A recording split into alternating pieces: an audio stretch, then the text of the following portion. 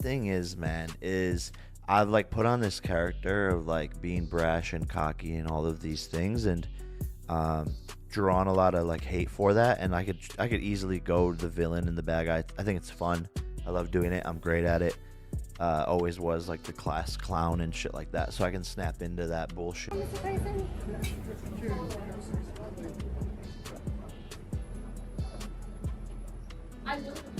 In a shocking turn of events, Mike Tyson finds himself in a dire state of health following a brutal attack by Jake Paul. The incident occurred unexpectedly backstage at a press conference, leaving Tyson in serious condition and fans in disbelief. In an emotional statement, Mike Tyson has expressed doubts about his readiness to face Jake Paul after the vicious backstage assault. The once formidable fighter now finds himself grappling with the physical and mental toll of the attack, raising questions about his future in the sport. Breathe. You're also Meanwhile, Jake Paul appears unfazed by the controversy, boldly asserting that Tyson is no match for him. With over $100 million in earnings, Paul seems poised to move on to the next chapter of his life, regardless of the outcome of this potential matchup. Legal battles have begun as Tyson's legal team and even streaming giant Netflix pursue action against Paul for allegedly sabotaging the fight. The young buck. So you guys are fighting 2-minute rounds? Yeah, all his rules. So I agreed to all his rules. Just off of that, it's a win. They clowned me. They laughed at me my whole career. I've always been the underdog.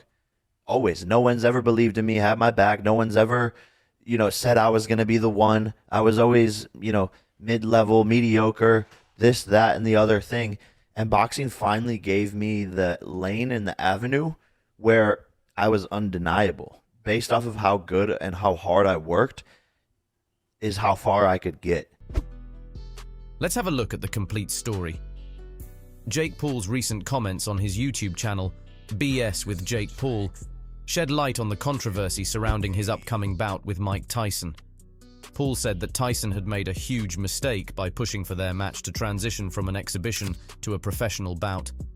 In his podcast, Paul addressed the decision, stating, "They would just say he is old and that you were disrespectful to him and all that shit." He then elaborated on Tyson's involvement in the decision-making process, revealing, "But just to be clear, Mike Tyson was the one who wanted it to be a professional match. Mike started his training camp and called up people in my team and said, like, let's have a professional match. Is Jake in?"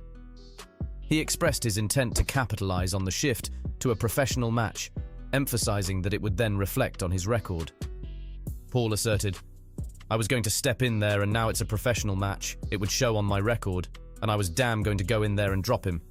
If people get upset about it, go watch football." Jake mentioned his approach to attending press conferences, stating, "My approach for a multitude of reasons to these press conferences and for just the sale of the fight. But the main thing is, man, is I've like put on this character of like being brash and cocky and all of these things, and drawn a lot of hate for that, and I could easily go the villain and the bad guy. I think it's fun. I love doing it. I'm great at it. Always was like the class clown and cocky like that, so I can snap into that bullshit. But I thought it would be really funny." So, as the press conference was on the verge of commencing, chaos erupted backstage in a flurry of unexpected violence. And that helped drive you through all of those matches, all those wins you had? I always believe the adversity. I always believe the adversity or nervousness, it like pretty much catapulted me into success. If I didn't have these feelings, I wouldn't go into this fight. I have to have these feelings to fight. Without them, I would never go in the ring. Jake Paul, perhaps fueled by a desire to make a statement, launched a surprise attack on Mike Tyson. The assault was brutal, catching Tyson off guard and leaving him reeling from the unexpected blow. The intentions behind Paul's actions remain uncertain. Was it a calculated move to drum up publicity and promote the upcoming fight? Or was there a more sinister motive at play? Some observers speculate that Paul's attack may have been an attempt to injure Tyson, perhaps even to the extent of forcing him to cancel the fight altogether. Regardless of his intentions, the consequences of Paul's actions were severe and immediate. Tyson found himself in a dire health condition as a result of the brutal assault. For Tyson's fans, the news was nothing short of devastating. To see their idol, a living legend revered for his strength and resilience, brought low by the cowardly actions of a no-one in boxing, was a bitter pill to swallow. Okay, let's go down. Mike Tyson has been warned that his fight versus Jake Paul could see him suffer rupture. As news of his serious health condition spread, Tyson faced a barrage of questions from concerned fans and the media alike. There's some bad news on the Jake Paul fight versus Mike Tyson. All eager to know whether he would be able to step back into the ring to face his assailant. In a candid and deeply personal statement, Tyson spoke out about the physical and emotional toll of the attack, as well as his thoughts on Jake Paul's cowardly behavior. Despite the pain and uncertainty he faced, Tyson remained defiant, refusing to be cowed by the actions of another. "Let me tell you something," Tyson began. "What happened backstage, it was cowardly. It was a sucker punch, plain and simple. Jake Paul may think he's tough, but real men don't resort to cheap shots and sneak attacks. Real men face their opponents head-on in the ring where it counts." Tyson's words carried the weight of decades of experience in the unforgiving world of professional boxing.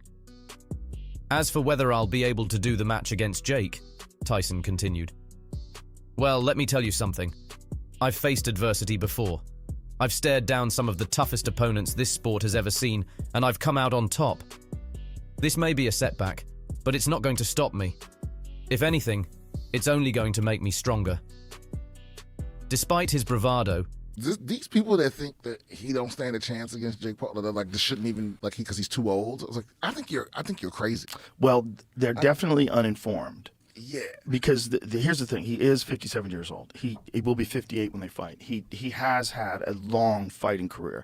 He has been knocked out by massive men like Lennox Lewis. it was clear that Tyson was grappling with the uncertainty of his situation. The physical toll of the attack was evident, with reports indicating that he had suffered serious injuries as a result of Jake Paul's assault. But even as he faced the prospect of a long and arduous road to recovery, Tyson remained undeterred in his determination to overcome the odds. "I won't lie to you, it's going to be tough," Tyson admitted, "but I've never been one to back down from a challenge. And as for Jake Paul, well, let's just say I'm not done with him yet. He may have thought he could take me out with a cheap shot, but he's got another thing coming.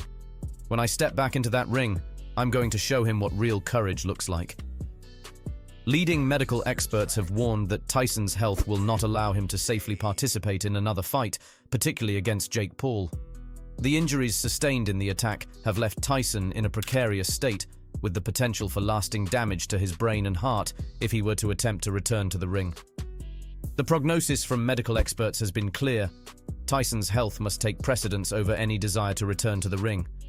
The potential consequences of pushing himself to fight again could be catastrophic, with the risk of irreversible damage to his brain and heart far outweighing any potential rewards. Makes it interesting because he could stop me. He has that power. I have that one-punch power. You're brave, brother. You're brave. Yeah, I'm You're brave. No. Okay, I'm a big dude and stuff like that, but bro, I don't care if he's 90, bro. I don't know if I can step in the ring with him. Whatever I'm saying. Mike Tyson's health had been of paramount concern at that time, stated Dr. Emily Sanchez, a renowned neurologist specializing in sports-related injuries. The injuries he had sustained in the attack had left him at increased risk of serious complications, particularly when it had come to his brain health.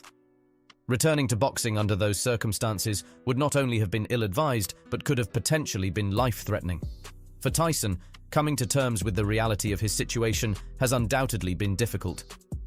In a statement addressing his fans and supporters, I know, with a lion, a dog, like someone who wants to rip your heart out, literally. That's his mindset going into these. The last thing to go is the power. Everyone in the sport knows that, and that's his number one asset. So he's still going to have the Mike Tyson power. One of the greatest heavyweights of all time, if not the greatest of all time. It's just really a dream come true, and Tyson has acknowledged the gravity of his situation. "I want to thank everyone for their unwavering support and encouragement during this challenging time," he begins. "The truth is, my health simply will not allow me to fight again. As much as it pains me to say it, I have to prioritize my well-being above all else." yes, I'm going in there, and now it's a pro fight. It's on my record, and I'm going to fucking put him down. And if people are pissed about it, then watch. But it seems like Jake doesn't care at all. To make him like me. Okay, cool. Tyson was the one who wanted it to be a pro fight. Mike got into training camp and called up people on my team, and we're like, let's do a pro fight. Is Jake down? Netflix was like, let's make it a pro fight. We're down. And I said to Nikisa, if that's what Mike wants, then that's fine. But make sure you tell Mike that there's no holding back. Whatever happens, happens. And this is war now. And if Mike's okay with that, then I'm okay with that. But I want Mike to be the one making this decision because... While explaining everything in a podcast, Jake Paul didn't look ashamed at all. Let's get one thing straight, Paul began. Mike Tyson can't fight me. It's as simple as that. He's old, he's washed up, and he doesn't stand a chance against someone like me. Paul continued to belittle the former heavyweight champion with each passing word. I mean, come on, look at the guy, Paul scoffed. He's a shadow of his former self. I didn't even know he was still trying to box. I thought he was too busy doing cameos in movies or whatever. But perhaps the most shocking aspect of Paul's diatribe was his brazen admission that the altercation with Tyson... And if he puts me down, I can deal with that. But if I put him down, he needs to be the one making the decision on whether or not he can deal with that. But yes, I'm going in there, and now it's a pro fight. It's on my record, and I'm going to fucking put him down. Had been premeditated, orchestrated for the sole purpose of promoting their upcoming fight. Look, Mike already knew what was up, Paul declared. We had this whole thing planned out to hype up the fight. It's all part of the show, baby, but I guess he's too weak and old to handle a little bit of roughhousing. Let's be real here, Paul remarked. If Tyson can't even handle a little scuffle backstage, what chance does he have against me in the ring? None, that's what. With Tyson's health in question and public outrage mounting against Paul's disrespectful remarks, the bout seems unviable. Most likely that was canceled for numerous reasons. That may have been one of them, but the allegations that I'm hearing are that they sold so few tickets that it would be a real problem in terms of like financially to even break even. The fight's off, Paul spat out. Given the mess with Mike's health and the flack I'm getting, it just ain't worth it. As much as I wanted to lay him out in the ring, there's bigger stuff at stake here, like my reputation and the fact that he's too fragile to handle the heat. Joe Rogan is not happy with Jake Paul's comments that Mike already knew about this. Because what Dana White said that he had heard they had only sold $1 million worth of tickets.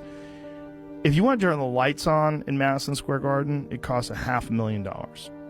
You have to sell a lot of fucking tickets if you want to make some money in Madison Square Garden. And if you want to make money on pay-per-view, there's a threshold. Like say up until like 100,000 buys, depending on what the deal is, you might not make any money. And then after 100,000 buys, then you start making money. And who the fuck wanted to see that fight? Let's cut the crap. Mike Tyson wouldn't stoop to this circus just to hype a fight. Sure, he might need cash. Who doesn't? But suggesting he'd sell his soul just to fill seats is laughable.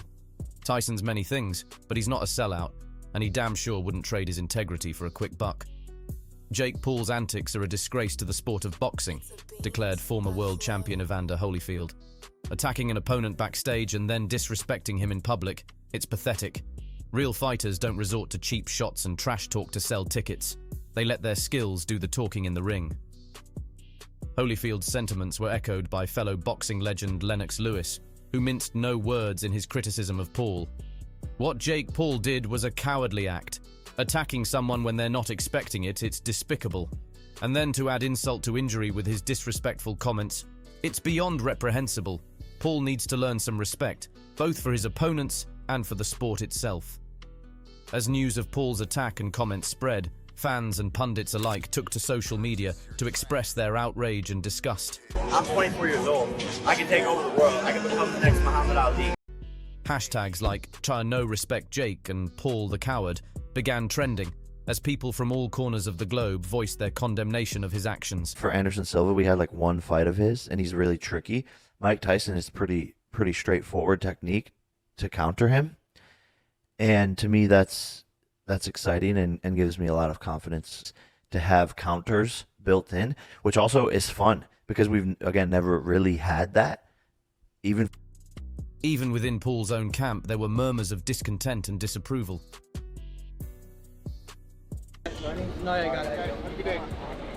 Wait, what is going on? As the storm of controversy surrounding Jake Paul's attack on Mike Tyson and subsequent cancellation of their fight raged on, one thing became abundantly clear. Jake Paul was not a man who depended solely on boxing for his livelihood. There you go! The announcement of Jake Paul's fight against Mike Tyson was met with a mixture of anticipation and incredulity. Here was a YouTuber turned boxer, a man more renowned for his online antics than his sporting prowess, daring to step into the ring with one of the greatest heavyweight champions of all time. As ticket sales soared and pay-per-view buys flooded in, Paul found himself awash in a sea of cash, not because of his skill as a fighter, but because of his ability to generate controversy and capture attention. Sometimes has to be like aired out, but it seems as if the court is the only thing that like steers him in the right direction. According to Forbes, Jake has already earned $100 million, but perhaps the most surprising aspect of Paul's financial success is his willingness to walk away from boxing altogether. Despite the massive payday that awaited him in the ring, Paul has made it clear that he's ready to move on to greener pastures, leaving behind the world of professional boxing in search of new challenges and opportunities. It's wild the amount of people that think Mike actually stands a chance against me. I'm gonna fucking kill him. I'm gonna tell you right now, that's Mike fucking Tyson. At the end of the day. Hey, Yeah. I'm like slightly scared, but that's gonna be like motivating to be on edge and to not take him. Because listen, to I'm gonna not tell you take right him now, lightly. train hard, work hard, like you know you're gonna do, and crush, bro. 100%. I'm gonna go to the fight. I can't wait. I've accomplished everything I set out to do in boxing, Paul explained in a recent interview.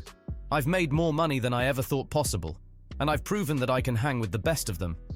But now, it's time for me to focus on the next chapter of my life. There are so many other things I want to accomplish, and I'm excited to see what the future holds. But it won't be that easy, Jakey. Jake Paul has been marred by controversy after controversy, but none more damaging than the legal battles he now finds himself embroiled in. And Evander Holyfield, he's had a lot of blows, and it's long past the time where most people ever fight. The only person that ever fought competitively after age 50 is Bernard Hopkins. With lawsuits looming on multiple fronts, from Mike Tyson's legal team to Netflix, Paul's future hangs in the balance, teetering on the edge of financial ruin and irreparable damage to his reputation. The lawsuit filed by Mike Tyson's legal team serves as a stark reminder of the consequences of Paul's reckless actions. Accused of assaulting Tyson backstage at a press conference and subsequently sabotaging the highly anticipated fight between them, Paul now faces the very real possibility of legal repercussions that could spell disaster for his career and financial prospects. But it's not just Tyson's legal team that Paul has to contend with. Netflix has also entered the fray, alleging that Paul's actions have caused irreparable harm to their business interests. The 45 today is 45 with testosterone replacement and human growth hormone and peptides. Well, that's what I'm saying. Mike Tyson, he's 57, but he got access to everything. And he's also doing this very unique kind of training with electrical muscular stimulation. That's not like a 45 today.